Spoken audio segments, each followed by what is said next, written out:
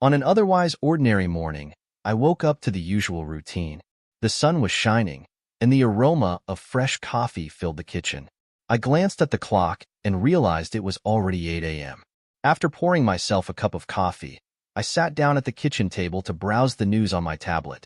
The peacefulness of the morning was interrupted by the sound of the doorbell ringing. Surprised, I put down my tablet and walked towards the door. Through the peephole, I saw a delivery person standing there with a package in hand. I opened the door and accepted the package, noticing that it was unmarked except for a handwritten note taped to the top.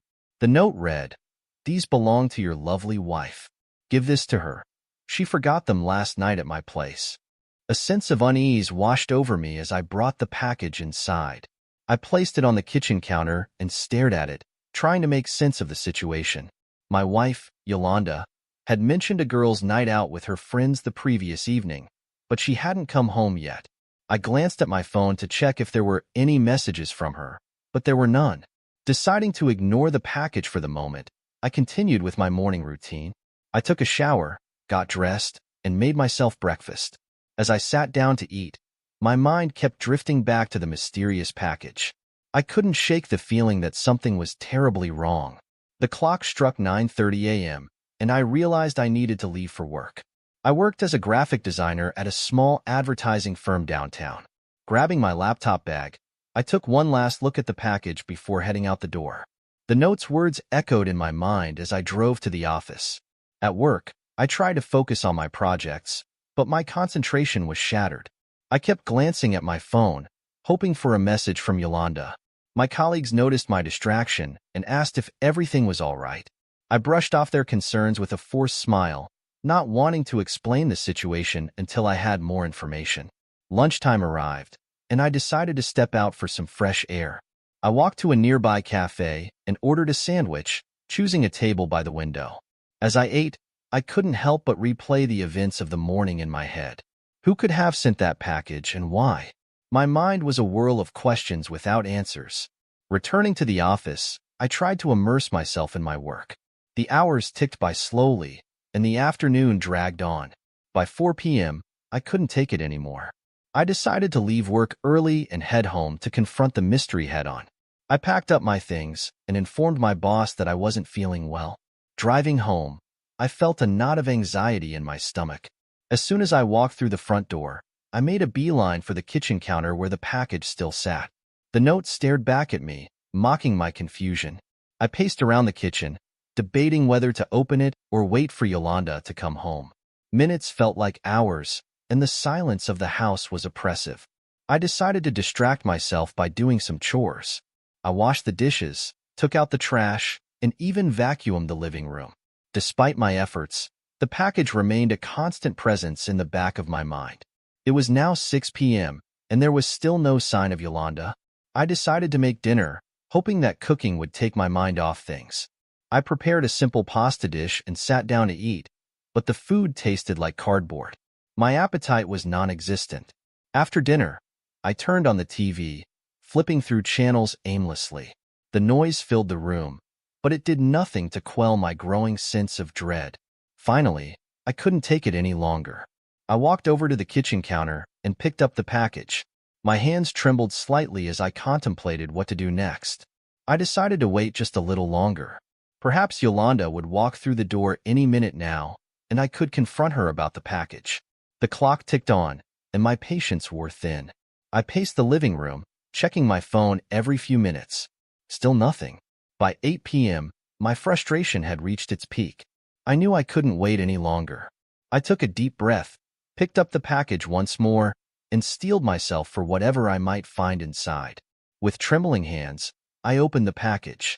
Inside, I found a pile of smelly, dirty lingerie. The odor was overwhelming, and I recoiled in disgust. My mind raced with horrified thoughts. This was what she was doing on her so-called girls' night out? My anxiety escalated when I realized she hadn't come home yet. The contents were a stark contrast to the serene morning routine I had just completed. I glanced around the kitchen, the sun still shining through the windows, casting long shadows on the floor. The lingering smell of coffee was now tainted by the stench of the lingerie. I turned on the kitchen fan to help disperse the odor, but it clung to the air, stubbornly refusing to dissipate.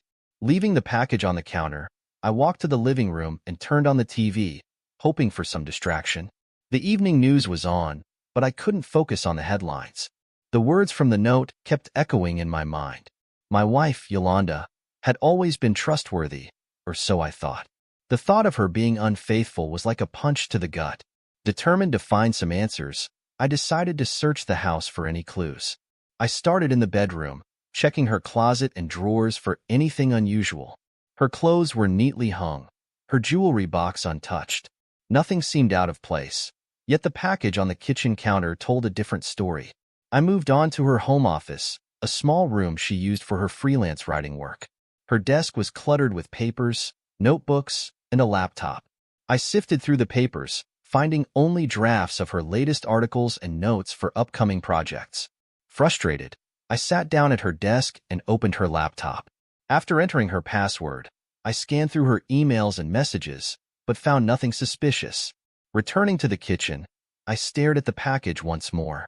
The smell had become more bearable, but the sight of the lingerie still made my stomach churn. I decided to take a break and stepped outside for some fresh air. The evening breeze was cool, and the sounds of the neighborhood were a welcome distraction from the turmoil inside. As I walked around the block, I noticed familiar faces from our street. Mrs. Henderson was watering her garden, and Mr. Lee was walking his dog. I waved to them, forcing a smile, but my mind was elsewhere. How could Yolanda do this to me? The question kept nagging at me, refusing to let go. Returning home, I saw that it was now 7 p.m. There was still no word from Yolanda. I checked my phone again, hoping for a missed call or a message, but there was nothing. The unease in my stomach grew stronger, and I knew I couldn't wait much longer. I went back to the kitchen and examined the package once more. Among the lingerie was a small, ornate box.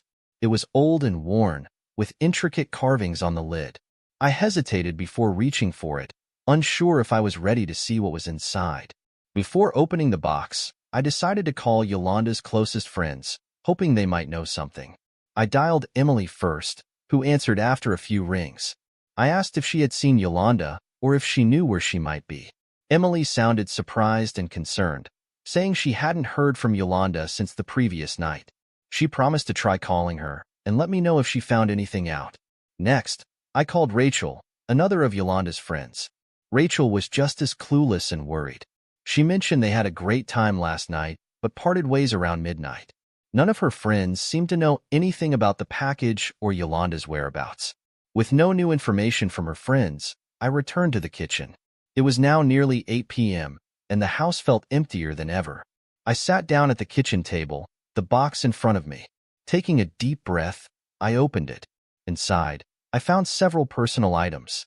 The smell was unbearable, and I had to hold my breath to keep from gagging. There were old letters, stained and crumpled, photographs that had seen better days, and a few pieces of jewelry that looked like they hadn't been worn in years. The items were a disgusting testament to Yolanda's infidelity, confirming my worst fears.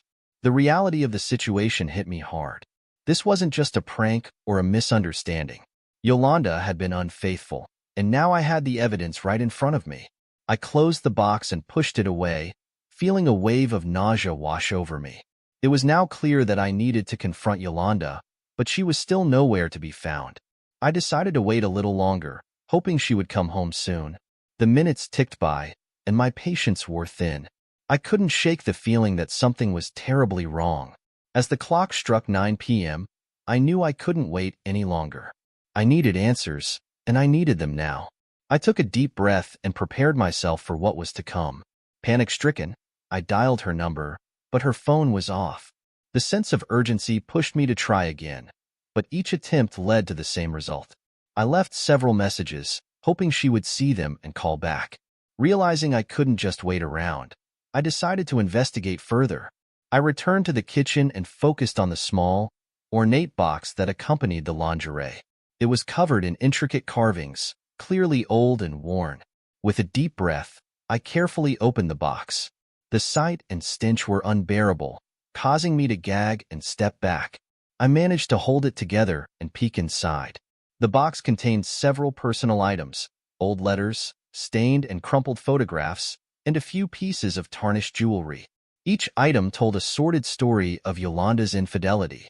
The combination of the visual and olfactory assault was overwhelming, making me vomit into the kitchen sink. Wiping my mouth, I knew I needed to piece together more of the puzzle.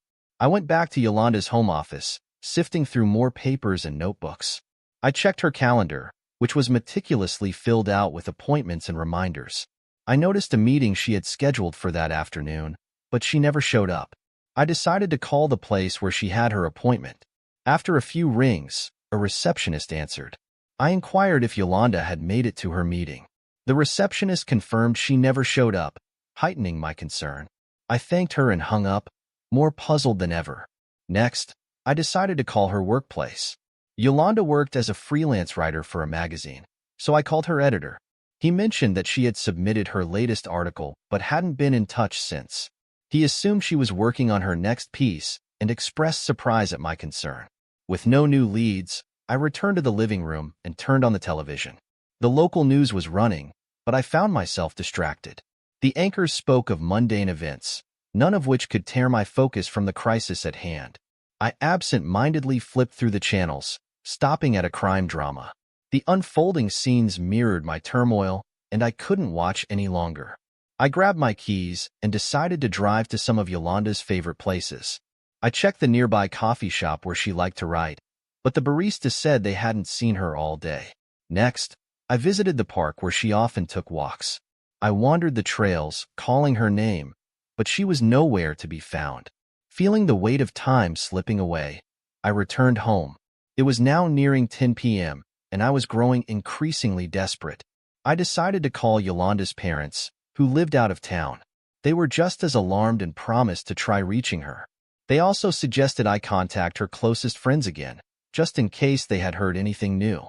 I dialed Emily's number once more. She answered, sounding groggy, but confirmed she hadn't heard from Yolanda since our earlier conversation. I then called Rachel, who echoed the same concern. Both friends promised to keep their phones on and let me know if they heard anything. I slumped onto the couch, staring at the clock. Time was ticking by, and my options were dwindling. In a last-ditch effort, I decided to drive to the last place she was seen, Emily's house. Maybe there was something I had missed. I grabbed a flashlight and drove over. Emily's house was in a quiet neighborhood. The streets were empty, and the houses were dark. I knocked on her door, and she answered in her pajamas, surprised to see me. I explained my desperation, and she invited me in to retrace Yolanda's steps. Emily recounted their night out, mentioning the bar they visited and the taxi ride home. She confirmed that Yolanda had left her place around midnight. I thanked Emily and decided to drive to the bar, hoping to find some clue. The bar was nearly empty at this hour. The bartender, a young man with tattoos, remembered Yolanda and her friends. He mentioned they left together but didn't notice anything unusual. Frustrated but determined, I left the bar and returned home. It was now past midnight. I parked the car and sat there for a moment, trying to collect my thoughts. My mind raced with possibilities. As I stepped out of the car, I noticed something peculiar. Yolanda's car was parked a few blocks down the street. It hadn't been there earlier. I rushed to her car, peering inside. It was empty, but her purse was in the passenger seat. I tried the doors, but they were locked. This discovery both relieved and terrified me. Yolanda had been here, but where was she now? I hurried back to the house, ready to call the police. The situation had escalated beyond anything I could handle on my own. It was time to get professional help involved. Frantic and disoriented, I called the police to report the disturbing package. The dispatcher asked for details, and I fumbled through my explanation, trying to convey the seriousness of the situation. As I described the contents of the package, a knock at the door interrupted me. I hesitated for a moment before opening the door. Two detectives stood there, their expressions grim. One was tall and thin with a sharp gaze, while the other was shorter, stockier, and wore glasses. They introduced themselves as Detectives Miller and Cooper. Detective Miller spoke first. We received a call about a suspicious package. May we come in? I nodded and stepped aside, letting them into the living room. They quickly took in the scene.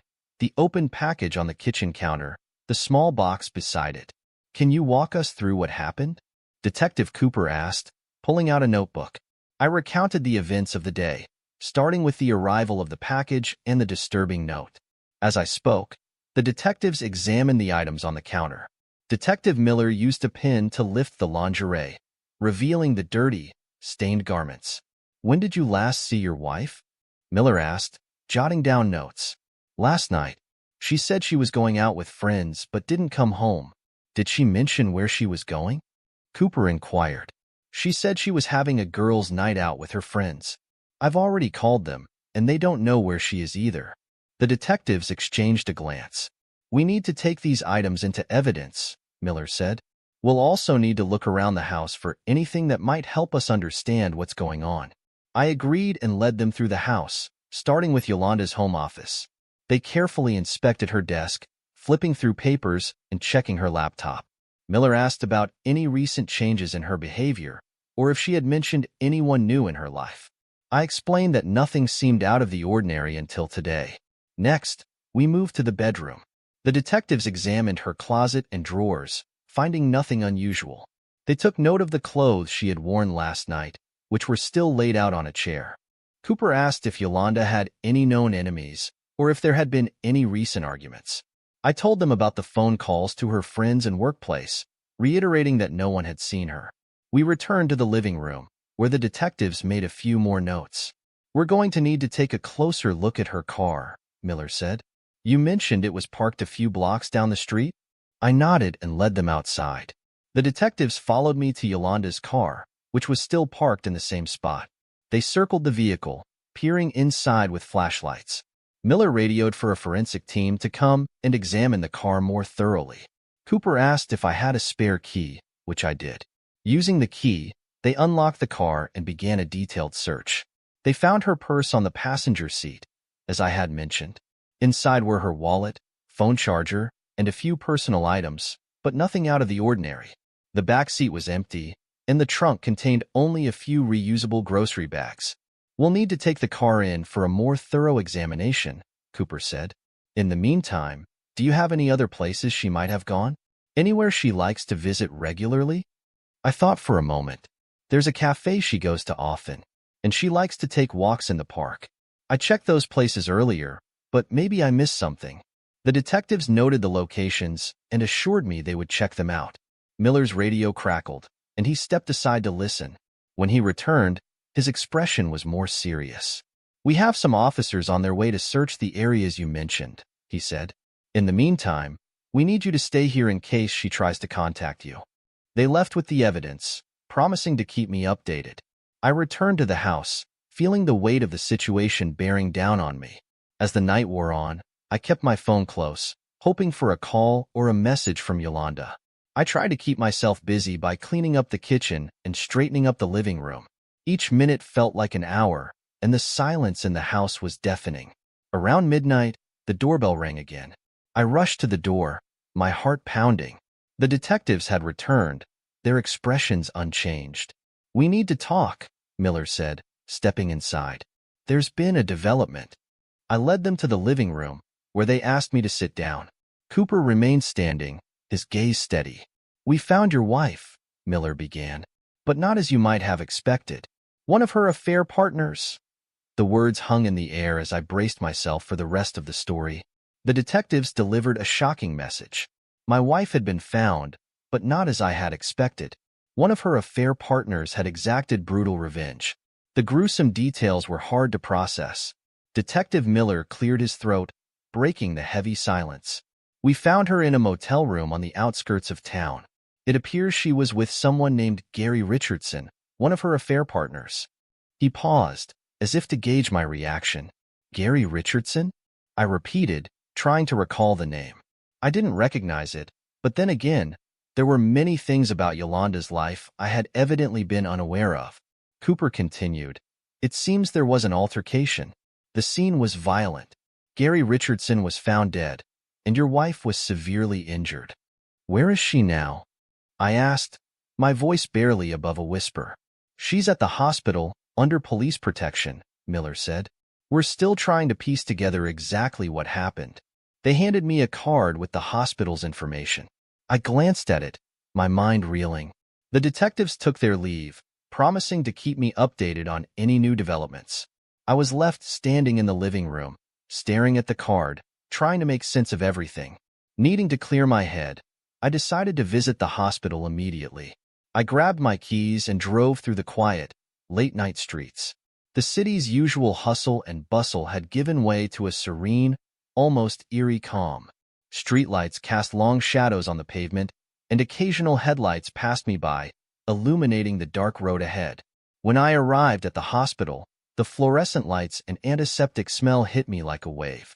The emergency room was relatively empty, with only a few patients waiting to be seen. I approached the reception desk, where a tired-looking nurse glanced up at me. "I'm here to see Yolanda," I said, handing over the card the detectives had given me. The nurse checked her computer and nodded. "She's in room 314, but you should know she's under police protection. I'll need to get clearance for you." I waited as she made a quick call. After a few moments, a uniformed officer approached me. "You must be her husband," he said. "Follow me." We walked down a sterile, white corridor, passing closed doors and the occasional staff member. The officer stopped in front of room 314 and knocked softly before opening the door. Inside, I saw Yolanda lying in a hospital bed, hooked up to various machines. Her face was bruised, and she had bandages on her arms and head. I stepped into the room, feeling a strange mixture of relief and dread. The officer stayed by the door, giving us some privacy while still keeping watch. Yolanda stirred and opened her eyes, her gaze meeting mine. "Walter," she whispered, her voice weak. "Yolanda," I replied, unsure of what to say. The gravity of the situation hung heavily between us. She tried to sit up but winced in pain. "I didn't want you to find out like this." "What happened?" I asked, my voice more steady than I felt. "We were at the motel," she began. "Gary and we had been seeing each other for a while, but things got out of hand. He found out I was seeing someone else too, and he snapped." Her words came out haltingly, as if each sentence cost her a great deal of effort. "He attacked me. I tried to fight back, but he was too strong. I thought I was going to die." I listened, absorbing the information, trying to understand the chain of events that led us here. "Why didn't you tell me?" I asked, though I already knew the answer. "I was afraid," she said, tears welling up in her eyes. "I didn't want to hurt you, and I didn't know how to stop." A nurse entered the room, checking Yolanda's vitals and adjusting her for. "She needs rest," the nurse said, giving me a sympathetic look. "You can come back tomorrow." I nodded and turned to leave, but Yolanda grabbed my hand weakly. "I'm sorry, Walter," she whispered. I left the hospital, the weight of her words heavy on my shoulders. The drive home was a blur, my mind replaying the events of the night over and over. By the time I got back, it was nearly dawn. The house felt cold and empty, a stark contrast to the turmoil inside me. I sat on the couch, staring at the evidence the detectives had left behind. The dirty lingerie, the soiled letters, the ornate box, all tangible reminders of Yolanda's betrayal. But now, they were also symbols of her suffering and the violent reality she had been living in. As the first light of morning crept through the windows, I knew that the path ahead would be difficult. There were many questions to be answered, and many wounds that would take time to heal. But for now, all I could do was take it one step at a time. As I grappled with the information, a whirlwind of emotions engulfed me. Betrayal, shock, and a strange sense of justice clashed within me. She had been unfaithful, and now she had paid a terrible price for her deception. Though I knew it was wrong, a part of me felt a twisted satisfaction. Karma had delivered its verdict. The next morning, I woke up to the sound of my phone buzzing incessantly. Friends and family were calling, having heard bits and pieces of the story from the news or social media. I ignored most of the calls, not ready to explain what had happened. I made coffee and sat at the kitchen table, trying to piece together my thoughts. The detectives had promised to keep me informed, but there was still so much I didn't understand. I decided to distract myself with some mundane tasks. The lawn needed mowing, and the garden had been neglected for weeks. I put on some old clothes and headed outside, hoping the physical activity would help clear my mind. As I pushed the mower across the lawn, I thought about the first time Yolanda and I had worked on the garden together. It had been one of our favorite weekend activities. Now, those memories felt distant and tainted. After finishing the lawn, I turned to the flower beds, pulling weeds and trimming bushes. The sun was high in the sky by the time I was done, and I was drenched in sweat. I went back inside, showered, and changed into fresh clothes. The house felt eerily quiet. I decided to visit the cafe Yolanda frequented, hoping to find some semblance of normalcy. The drive there was uneventful, but the cafe was bustling with activity. I ordered a coffee and found a seat by the window, watching people go about their day. The barista, a young woman with bright blue hair, brought me my coffee. "Hey, aren't you Walter?" she asked, looking at me curiously. I nodded, not sure where the conversation was going. "I've seen you here with Yolanda a few times," she continued. "Is everything okay? I heard some rumors." I sighed, realizing that word had spread faster than I anticipated. "It's complicated," I replied. "Yolanda's in the hospital." "Oh, I'm sorry to hear that. I hope she gets better soon," she said, her expression genuinely sympathetic. After finishing my coffee, I decided to take a walk in the park. It was a place where Yolanda and I had spent many afternoons together. The park was serene, with children playing and couples strolling hand in hand. I walked along the path, taking in the sights and sounds, trying to find some solace. I stopped by a bench near the pond, watching the ducks swim lazily across the water. An elderly couple sat on the next bench, feeding the ducks with pieces of bread. Their simple, quiet companionship made me feel a pang of longing for the life I thought I had with Yolanda. Later in the afternoon, I headed back to the hospital. The nurses recognized me and allowed me to visit Yolanda. She was awake, looking a bit better than the night before. I sat by her bedside, unsure of what to say. "Walter," she said softly, breaking the silence. "Thank you for coming back." "I needed to know what happened," I replied, my voice steady. Yolanda explained more about her relationship with Gary Richardson. It had started as a fling, a way for her to escape the monotony of our marriage. But Gary had become possessive and violent. She had tried to end things with him multiple times, but he always managed to draw her back in. The night at the motel had been her final attempt to break free. "I never wanted any of this to happen," she said, tears rolling down her cheeks. "I made terrible mistakes and I hurt you. I don't expect you to forgive me." I listened, absorbing her words. The betrayal still stung, but I could see the genuine remorse in her eyes. We talked for a while longer until the nurse came in to check her vitals. "I'll come back tomorrow," I told her before leaving. Back home, I went through our bedroom, packing some of Yolanda's clothes and personal items to take to the hospital. I found a photo album tucked away in the back of her closet. It was filled with pictures from our early years together, smiling faces, vacations, and family gatherings. Flipping through the pages, I was reminded of the love we had once shared. The next day, I returned to the hospital with the packed bag. Yolanda seemed more at ease, and the nurses said she was making progress. I handed her the bag, and she thanked me, her eyes filled with gratitude. As I left the hospital, I realized that the road ahead would be long and difficult. There were still many unanswered questions and unresolved feelings. But for now, I had to take it one day at a time, dealing with the reality of our new, complicated lives. Left to pick up the pieces of a shattered life, I found myself both relieved and haunted by the brutal end to her deceit. The reality of the situation sank in, leaving me to face an uncertain future, forever marked by the dark twists of fate that had unfolded.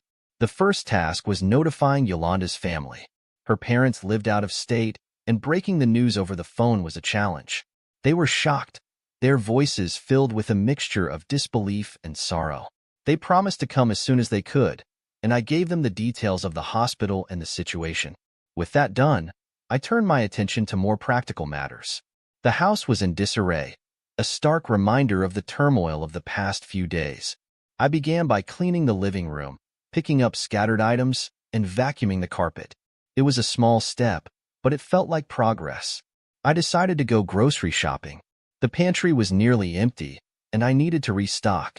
The local grocery store was bustling with activity, As people went about their routines, I wandered through the aisles, picking up essentials, milk, bread, vegetables, and some canned goods. At the checkout, the cashier gave me a polite smile, completely unaware of the storm raging in my life. Back home, I put away the groceries and made myself a simple lunch. As I ate, I went through the mail that had piled up. Bills, advertisements, and a few letters from friends and family. One letter caught my eye. It was from an old friend, Peter, whom I hadn't spoken to in years. I set it aside to read later, focusing on the immediate tasks at hand. Later that afternoon, I decided to take a walk around the neighborhood. The fresh air and familiar sights were comforting. I passed by Mrs. Henderson's house. She was out gardening as usual. She waved, and I waved back, appreciating the normalcy of the interaction. Continuing my walk, I saw kids playing in the park, their laughter echoing through the streets. It was a reminder that life went on, despite everything. Returning home, I found the letter from Peter. He had written to catch up, reminiscing about old times and suggesting we meet up. It was a welcome distraction, and I decided to call him later in the week. The following day, I visited Yolanda at the hospital again. Her condition was improving, and she was more alert. We talked about mundane things, the weather, her recovery, and what the doctors had said. I brought her some magazines and books to help pass the time. She thanked me, and we sat in comfortable silence for a while. After leaving the hospital, I stopped by a nearby coffee shop. The barista recognized me and made my usual order without asking. I took a seat by the window, sipping my coffee and watching people pass by. It was a small moment of peace in the midst of chaos. Back at home, I tackled more chores. Laundry, dishes, and organizing the clutter that had accumulated. Each completed task gave me a small sense of accomplishment. I found an old box of photos and spent some time looking through them. There were pictures from our wedding, vacations, and everyday moments. They were bittersweet reminders of the life we once had. In the evening, I called Peter. We caught up on each other's lives, and I told him about Yolanda's situation in broad strokes. He offered his support and invited me to visit him in the city sometime. It was good to reconnect with an old friend, and I made plans to see him soon. Days turned into weeks, and slowly, a new routine emerged. I visited Yolanda regularly, helped her with her recovery, and continued to maintain the house. Her parents arrived and took over many of the caregiving duties, giving me some much-needed respite. One afternoon, while Yolanda's parents were at the hospital, I decided to take a drive to the countryside. It was a sunny day, and the open road was inviting. I drove without a specific destination in mind, enjoying the scenery and the sense of freedom. I stopped at a small diner for lunch, where the friendly waitress chatted with me about the local area. On the way back, I took a detour to a secluded park we used to visit. The place was quiet, with only the sounds of nature around. I sat on a bench, reflecting on the past and contemplating the future. The journey ahead was uncertain, but I felt a glimmer of hope. Returning home, I realized that while the road had been rough, there was still a path forward. Life had changed irrevocably, but there were still moments of beauty and connection to be found.